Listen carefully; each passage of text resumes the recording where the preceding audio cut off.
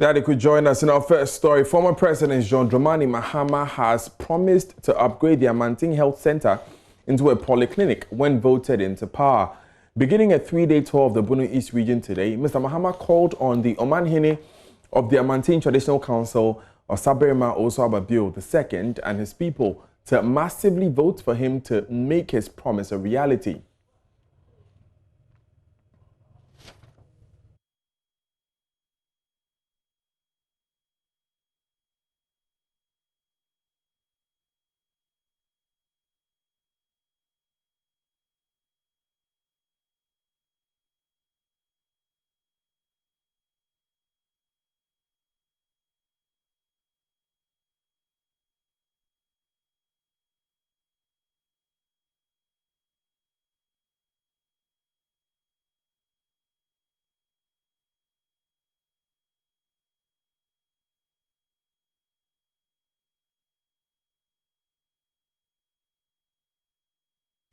We'll bring you more on that story a bit later in the bulletin. And the chiefs and people of 5 communities in the Amansia South district of the Ashanti region say they will resist all forms of political campaigns and voting processes until the town is connected to the electricity grid. Led by their chiefs, residents of Adeja, Ohiam Penika, Kofi Diaka Krom, Nyamebetre, Bricha Krom, and Jumako poured onto the streets demanding to be connected to the national grid before the December elections. They say promises by successive governments to provide them with electricity over the years have not yielded results. Love FM's Erastus Asari Donko traveled to the area. This is the Adeja Chief's Palace. It is powered by this small power generator. This is because communities here have not seen electricity for a long time. From Adeja to Jumako, Kofi Diaka Krom Nyamebetre, Bricha Krom to Ohiam Penika, the chiefs and people have made electricity supply a major election issue.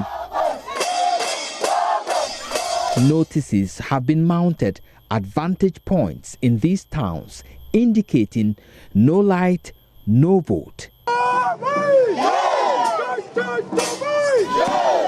Today, indigents from the 5 communities came together to give a voice to their plight. Due to the electricity problem, our kids, in the evening time, they won't get light to do their further studies. Light near a drain, when I say yes, they are not the sun I do. A bit more the torch. Some use torchlights and candles to study, but this is risky.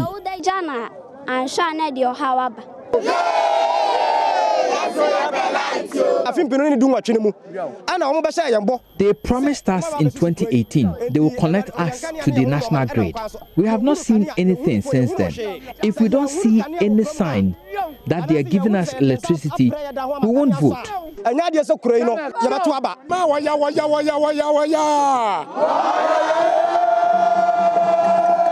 The chief of Adeja, Nana Kwabena Sabin II, served notice they will not allow any form of political campaign in the affected towns until plans are initiated to connect them to the national grid.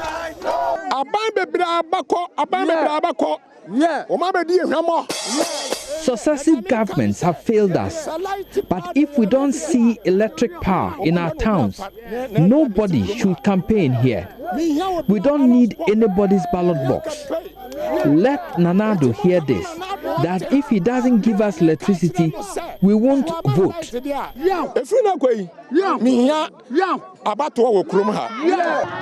we are talking about 5 communities coming together to demonstrate today, and the message is simple.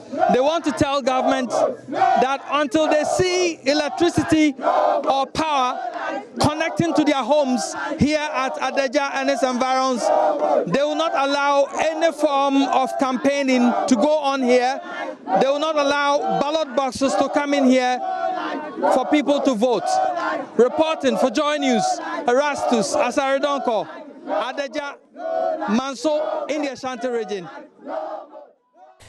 Still live on Joy News today. This is your election headquarters. Let's take you back to the Bono East region, where former president and NDC flag bearer John Dramani Mahama has been addressing the people and chiefs of Amanting. 2016, Abraham Yampeni, Sandria, and we have a tour by Amanting, Mo Health Center, Western. And I say, Senyamia Madum, na the Bayer Mampenia, Vipija Health Center, no, Abaye Polyclinic.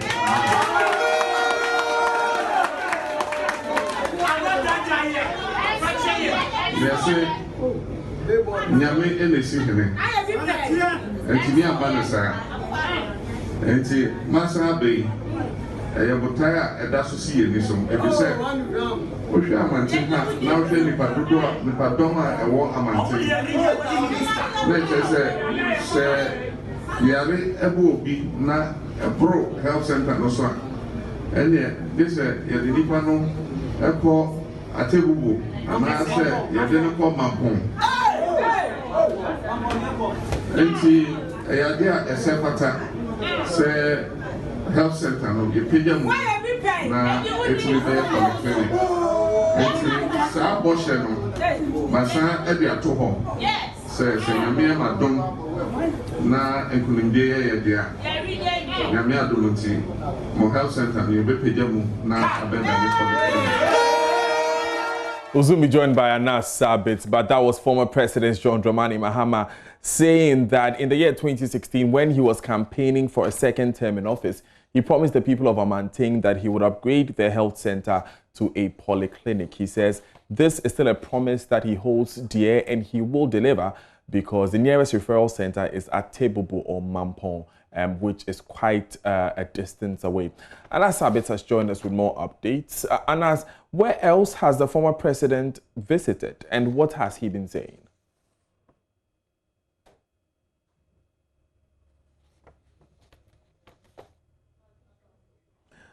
You'd have to unmute your microphones, Anas. Yes.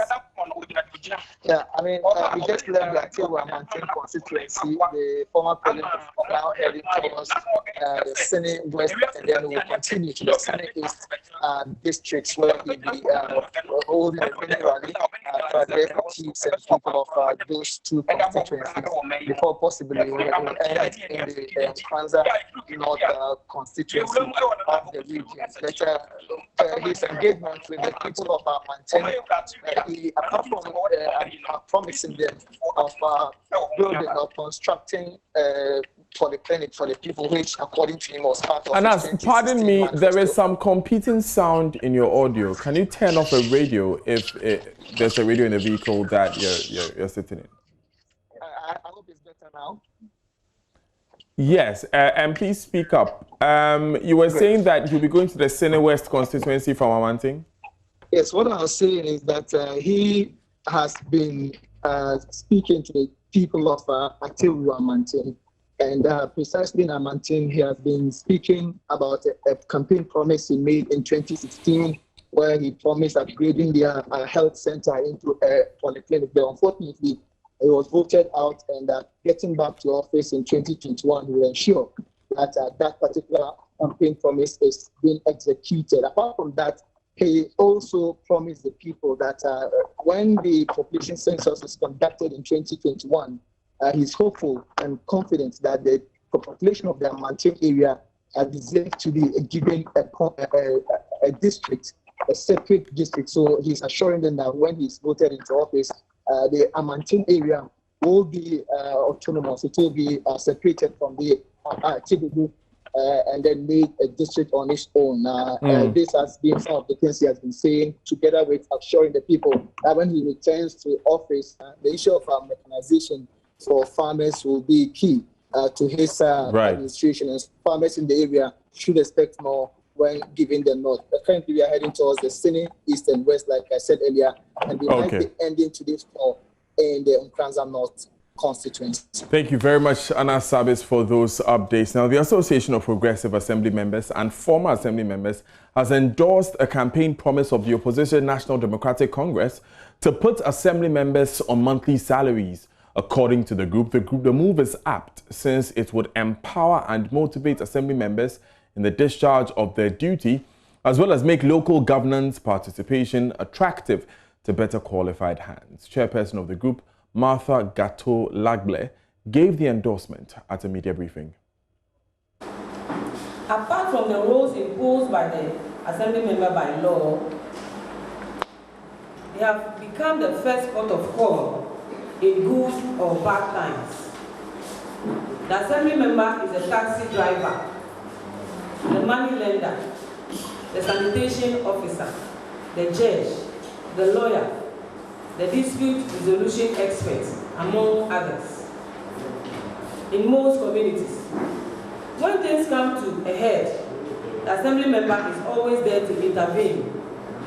It is on the strength of the foregoing, the era where Assembly members work as sacrificial service renders should not remain with us. It should be in the dustbin of history.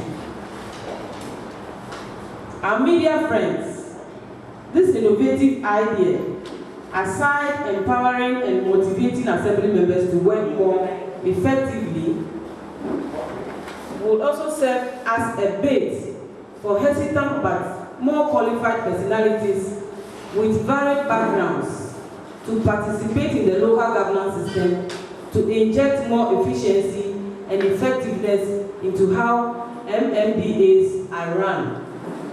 Dear men and women, the question on the lips of those opposed to this promise is, can we trust His Excellency John Mahama to implement this pledge? Our answer to this question is a big yes. Our trust to His Excellency John Mahama is backed by what he as Vice President did for Assembly members. It was under him as Vice President that motorbikes were given all Assembly members in Ghana. This is historic, if not unprecedented, in the Fourth Republic. We therefore say with certainty that this promise will come to fruition with His Excellency John Dramani Mahama as President. Ladies and gentlemen, we also note with glee the promise to elevate the whole and Hawaii municipalities into metropolitan status. We would want to express our profound gratitude to former President for his bold statements. Like Oliver Twist, we would like to appeal to His Excellency John Mahama and the NDC to consider dedicating a percentage of the District Assembly Common Fund to each electoral area, which could be named Electoral Area Common Fund. To enable Assembly members undertake developmental projects in their respective electoral areas, as they are the true agents of development in their communities.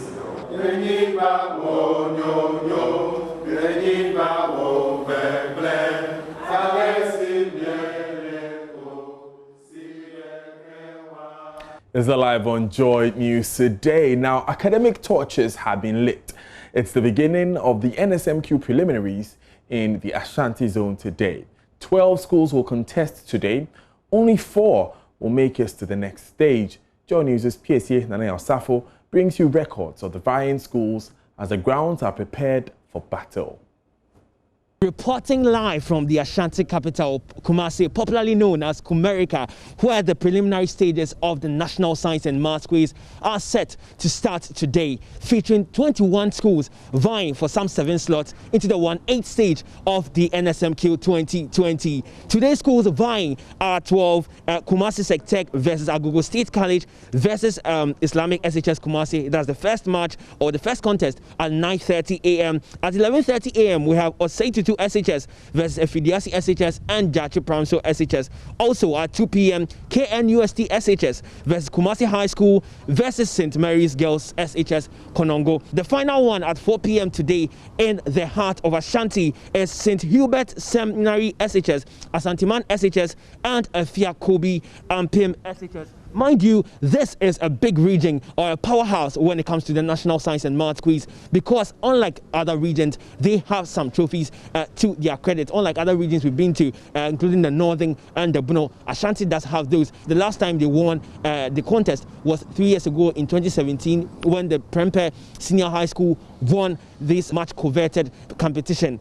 For today's tournament, the highlights of it are quite interesting, and in fact also the dynamics. For the very first one, Kumasi Sectech versus Agogo State College and Islamic SHS. Kumasi Sectech actually were eliminated at the 1/8 level of the competition last year. That means that they've been beyond the preliminaries that we are having today, and they do have an upper hand. For Agogo State College, they also unfortunately were disqualified last year shamefully from this stage because of the fact that there were red flags raised concerning some of their contestants being illegal, so to speak. Later findings did point out that some of their contestants had completed school and thus were ineligible to contest. That was the reason why Agogo State College were disqualified.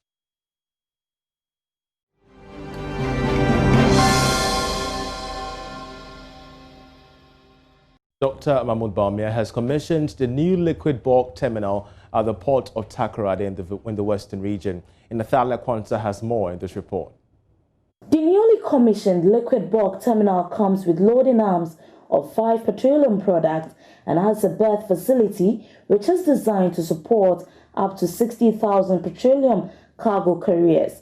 It is expected to provide about 50% of the country's domestic oil consumption and enhance the transshipment of petroleum products to other countries.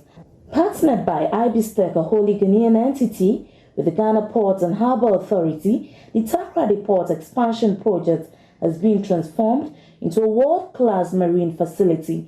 Dr. Bawumia, at the commissioning of the facility, said the indigenous company, IBSTEC, was quite ambitious of the project, but the president trusted in their spirit and might to make this a reality. The new liquid bulk terminal that we are commissioning today is expected to serve the western, middle belt and northern parts of the country, including transit petroleum products to our neighboring countries.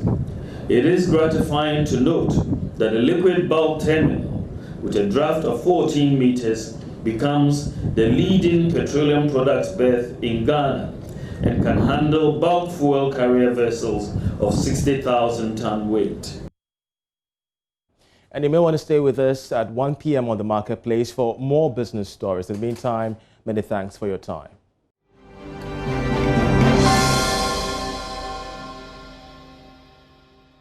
Still on some local sports, former Youth and Sports Minister Nilante van der Poy says the risk of a potential conflict of interest situation prevented him from paying a $45,000 loan back to the Ghana's first world champion DK Poison during his tenure. The MPP headed the sports ministry for 10 months before his party lost the 2016 election.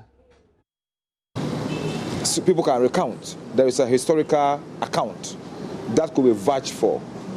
So once these things can be put together, then it behoves on the executive to decide that this is what we are going to do. And in that stand, there must be a clear-cut decision as to how it's going to be done. And that should be between the executive and possibly the legislature. So that, because the legislature will approve government budget. So the legislature will say that, well, this particular item and all this is what we are doing because of this. So it's not difficult, but it's also very difficult. You need to convince people. There's also issue of precedent that people were scared of. That tomorrow won't anybody also raise up and say, this is what happened. And as such, I'm also supposed to be taken care of or paid something. So these are the difficulties and the dilemmas which face some of us. Because me, having that relationship with him, I was a bit also scared of a possible issue of conflict of interest. Well, the documentary would be aired on Monday, September 21st on the JoyNews channel, which is free to air, and on 421 on DSTV. Before I go, the breaking story is that Liverpool have agreed a deal with Bayern Munich to sign Thiago Alcantara for €30 million. World News is up next. My name is Eric Wampofo.